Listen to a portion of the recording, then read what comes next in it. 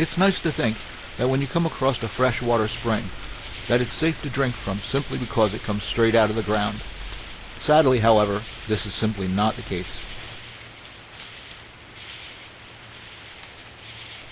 Putting aside both the natural and man-made reasons why a natural spring would prove unsafe for consumption, the common perspective of the person who has been lost without water for any amount of time is to drink first and worry about the consequences later.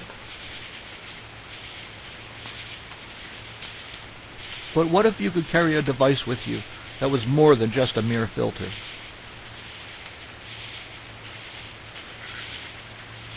What if you could carry a device that actually purified the water instead of just filtering or chemically treating it? And moreover, what if that device only costs about half of what your typical big-name pump filter costs, yet removes even more contaminants? I know, it kinda sounds like a quest for the Grail. Or perhaps just a different kind of Grail. When choosing this destination, I knew there was not only a large beaver population in the area, but also some industrial contamination as well that makes water treatment a little more challenging than normal. So I guess you could say it was time to get out the big guns. So this is the GRAYL Ultralight water purification system. Besides removing all the normal stuff like Giardia and Cryptosporidium and viruses like cholera and salmonella, the GRAYL Ultralight water purifier goes above and beyond by also removing chemicals like chlorine and iodine, as well as removing heavy metals like lead and arsenic. Equally impressive was the speed at which the GRAYL Ultralight filtered 16 ounces of water. Although my physical condition pushed me slightly past the 15 seconds per 16 ounces flow rate listed on the box, I was still very impressed with the 20-second flow rate I was able to achieve, and with little more effort than my body weight provided.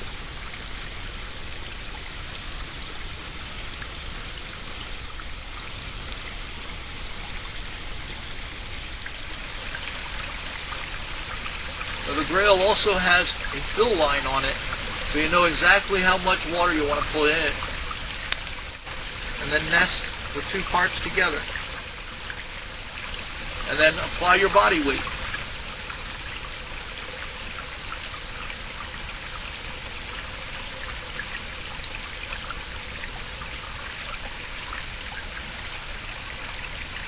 Now I'm not really applying anything but my body weight.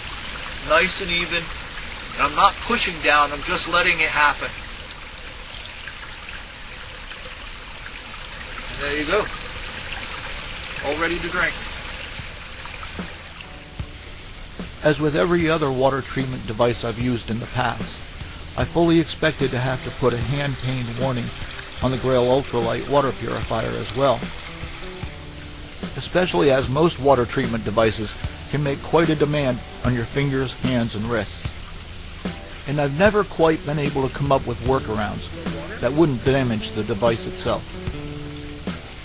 But unlike the pump and hand squeeze filters I've used in the past, I was able to devise a simple handle that made using the GRAYL Ultralight water purifier even easier to use for those living with arthritis, CRPS, or simply those who have lost strength in their hands over the years, such as myself.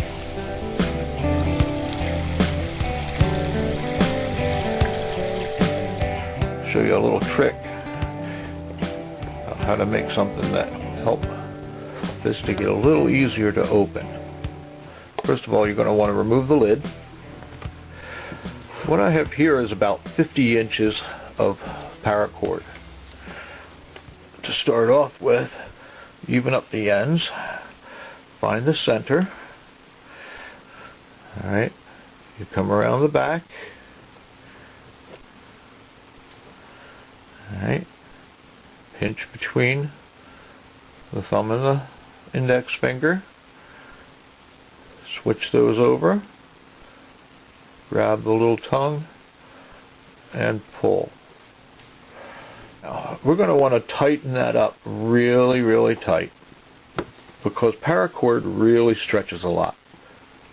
Now that we have our loop, we're going to go to our bottle here, and we're going to notice we have this ridge here. We're going to take our paracord, we're going to actually set it into that notch there. From both directions. You're just going to do it a little bit at a time until you meet on the opposite side. But to start out with, just like you're tying your shoe, okay? And over and under. And you want to make sure you're positioned and that your paracord is into your notch there. Alright, now one of these, I'm going to pick this one, I'm going to pick to go straight up, and the other one is going to circle around and then come up through there. Can you see that? Circle around, come right through there. Okay, now you're going to pull that through, and you're going to pull all of it through, right? Because what this is going to do is it's going to cause you to make a little bit of a slip knot there. Alright, now I'm going to do it again. I'm going to go through, and it doesn't matter left or right, right or left, especially at this point. I'm just going to go around and again bear down on it nice and tight. Okay, pretty much on opposite sides. Give you a straight down. Yeah, I'm pretty accurate there. As I said, there's one side that's a slip knot, and the other side just comes through and right up. We need to make sure that this slip knot can't move any further. So what we're going to do is we're going to push that slip knot as far down on this as we can. And then we're going to come around, make a loop. And then twist it at half a turn. Pass our end through. Alright, and we're going to make this knot as close to the slip knot as we possibly can. So you're pretty much going to just be feeding it through real slow. You're going to choke up on the slip knot, feed it through real slow, and you'll notice the knot getting tighter and tighter and closer until it really cinches up there. Now, you'll notice that you probably get a little bit more stretch out of there. Alright, see how you got a little bit more room between that. And what you're going to do is you're going to do it again. And make yourself a loop, of course. Put your end through. And this time, you're going to trap that first knot on the outside of the other one. See how I'm making that happen? And that's going to eat up that little bit of space underneath there. And bear down on that as well. This is why you left the two ends. We're going to come to the other side over here, and you'll notice probably one of them is longer than the other. Take the longer one, go through your loop on the other side. All right, and now try to keep these together and judge how big of a strap you want up there. You might not want a huge, big, long strap. You might want something a little smaller. I want something about this size. I don't want something too big.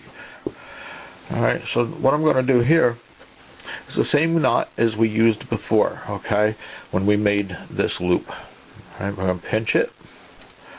We're going to come behind, down here. Alright, and between our thumb and our index finger. Right, and then you're going to transfer these over to your thumb, from the index finger over to your thumb, and pull the loose ends through and tighten. Always good to make sure all the pieces are tightened. I usually go through one at a time, pull them so they tighten up. If you have hand problems, get somebody to help you with this. You know, I ask for help all the time. So, and there you have it. For the main point is that you don't necessarily have to pull with your fingers